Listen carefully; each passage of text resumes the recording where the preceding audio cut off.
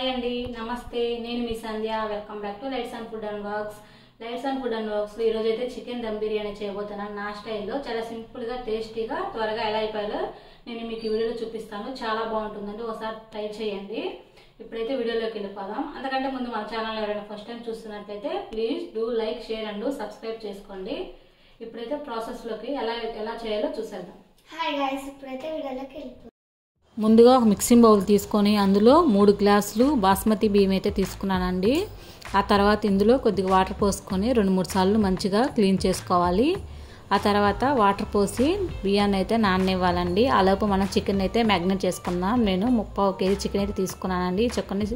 ఈ చికెన్ని శుభ్రంగా క్లీన్ చేసి తీసుకున్నాను. ఇప్పుడు ఇందులో రుచికి సరిపడా సాల్ట్, చిటికెడు పసుపు, 2 టేబుల్ స్పూన్ కారం, 2 టేబుల్ స్పూన్ అల్లం వెల్లుల్లి పేస్టు, ఒక హాఫ్ లెమన్ రసం, ఆ తర్వాత ఒక కప్పు పెరుగైతే వేసుకోవాలండి. ఆ తర్వాత 2 టేబుల్ స్పూన్ ధనియాల పొడి, 2 table spoon garam masala, 1 table spoon chicken masala వేసుకుంటున్నానండి. 2 టేబుల్ స్పూన్ కసూరి మేతిని అయితే వేసుకుంటున్నానండి. కసూరి మేతిని పెన్న మీద లైట్గా డ్రై చేసుకొని ఆ తర్వాత క్రష్ చేసి వేసుకోవాలి. ఆ తర్వాత కొత్తిమీర, పుదీనా, ఒక గుప్పెడు మిక్సీ పట్టుకున్న పచ్చిమిర్చి పేస్టు, ఫ్రైడ్ ఆనియన్స్, అలాగే ఆనియన్స్ ఫ్రై చేసుకున్న ఒక కప్పు ఆయిల్ అయితే వేసుకుంటున్నానండి. ఇప్పుడు వీటన్నిటిని మంచిగా కలిసేలాగా ఈ మసాలాలు మొత్తం బాగా కలుపుకోవాలి. ఇవన్నీ మంచిగా కలిసేలా కలుపుకోవాలండి. ఇలా కలుపుకొని పక్కన పెట్టుకోవాలి. ఇప్పుడు రైస్ని అయితే ఉడికించుకున్నామండి. మనం ముందుగా 3 గ్లాసులు రైస్ని అయితే నానబెట్టుకున్నాము. దానికి 5 గ్లాసులు వాటర్ అయితే పోసుకొని అందులోనే హోల్సేల్ బిర్యానీ దినుసులు అయితే వేసుకుంటున్నానండి. అలాగే కొద్దిగా అల్లం వెల్లుల్లి పేస్టు, కొద్దిగా లెమన్ రసం అయితే వేసుకుంటున్నానండి. ఈ రసం వేయడం వల్ల రైస్ అనేది బాగా విడివిడిగా మంచిగా వస్తుందండి.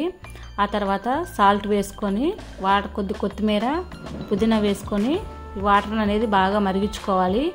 ఈ వాటర్ మరుగుతుండగా మనం ముందుగా మ్యాగ్నేట్ చేసి పెట్టుకున్న చికెన్ని స్టవ్ ఆన్ చేసి స్టవ్ మీద 3 టేబుల్ స్పూన్ ఆయిల్ వేసి ఈ చికెన్ని 50% పాటు ఉడికించుకోవాలండి. ఇలా ఉడికించడం వల్ల చికెన్ అనేది మంచిగా బిర్యానీలో మంచిగా కుక్ అవుతుంది. అలాగే టేస్ట్ కూడా చాలా బాగుంటుంది. ఉప్పు, కారం ముక్కకి పట్టి.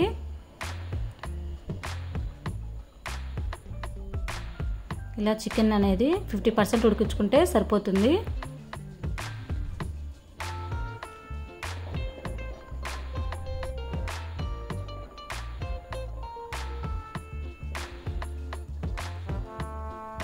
చికెన్ అనేది ఉడికిపోయిందండి. ఇప్పుడు పక్కన పెట్టేసుకొని ఆ తర్వాత మనం ముందుగా నానబెట్టుకున్న రైస్ని వాటర్లో వేసుకోవాలండి. వాటర్ కూడా బాగా మరిగిపోయాయి. ఈ రైస్ కూడా 60% ఉడికితే సరిపోతుందండి. ఒక లేయర్ 60% ఉడికితే సరిపోతుంది. అలాగే రెండో లేయరు 70% ఉడికించుకుంటే సరిపోతుంది.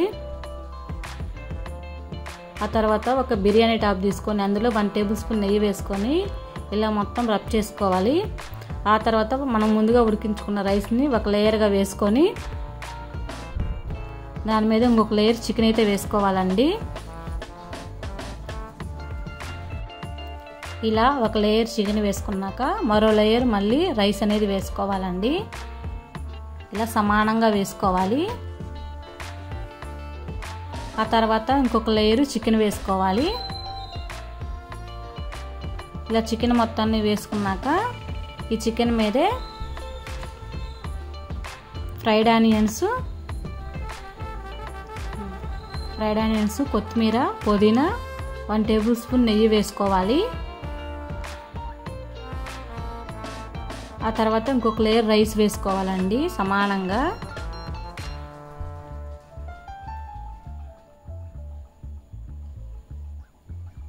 ఇలా వేసుకున్నాక మిగిలిన ఫ్రైడ్ ఆనియన్స్, కొత్తిమీర, పుదీనా, 2 టేబుల్ స్పూన్ నెయ్యి వేసుకోవాలి.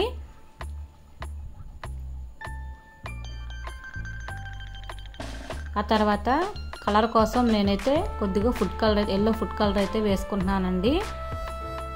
వేసుకొని మూత పెట్టి స్టవ్ మీద హై ఫ్లేమ్ మీద 5 నిమిషాలు అయితే కుక్ చేసుకోవాలి. మీడియం ఫ్లేమ్ మీద 15 మినిట్స్ పాటు కుక్ చేసుకోవాలండి. మొత్తం 20 మినిట్స్ పాటు కుక్ చేసుకోవాలి. ఆ తర్వాత కొద్దిగా చల్లారినాక మూత తీసి ఇప్పుడు చూద్దామండి. చికెన్ దమ్ బిర్యానీ అయితే రెడీ అయిపోయింది. చాలా మంచిగా కుక్ అయిందండి. ముక్క కూడా మంచిగా ఉడికింది. టేస్ట్ కూడా చాలా బాగుంది.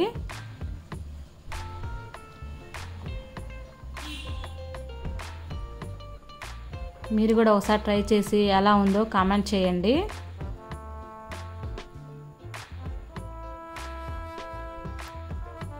ఇప్పుడైతే మేము టేస్ట్ చేసి ఎలా ఉందో చెప్తాము. నేను, మా పాప, మా బాబు.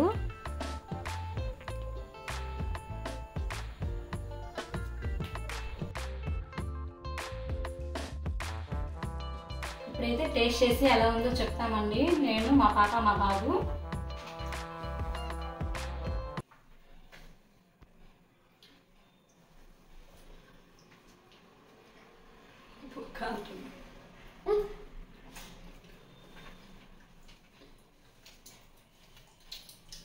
చాలా బాగుంది గాయస్. ముక్క కూడా మంచిగా ఉడికిందండి, పర్ఫెక్ట్గా. మీరు కూడా ట్రై చేయండి. అలాగే మా వీడియో కనుక మీకు నచ్చినట్లయితే